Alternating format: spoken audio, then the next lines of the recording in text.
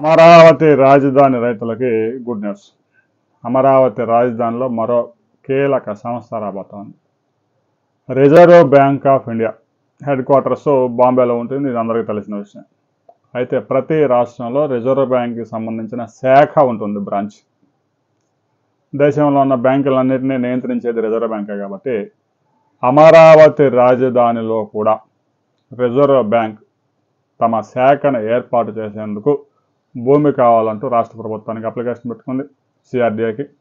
రాష్ట్ర ప్రభుత్వం కూడా రిజర్వ్ బ్యాంకు కార్యాలయం రాజధానిలో మస్తుగా ఉండాలి కాబట్టి భూమి కేటాయించింది. రాబోయే 18 నెలల్లోనే అమరావతి రాజధానిలో రిజర్వ్ బ్యాంక్ 350 మంది సిబ్బందితో కార్యకలాపాలు ప్రారంభించబోతాం. హైదరాబాద్లో కూడా మనం లక్కడి కప్పులు వెళ్తే reserve bank of India branch కనిపిస్తూ ఉంటుంది. ఇక బాంబేలో హెడ్ క్వార్టర్స్. ప్రతి రాష్ట్రంలో దాదాపుగా రిజర్వ్ బ్యాంక్ శాఖలు ఉంటాయి.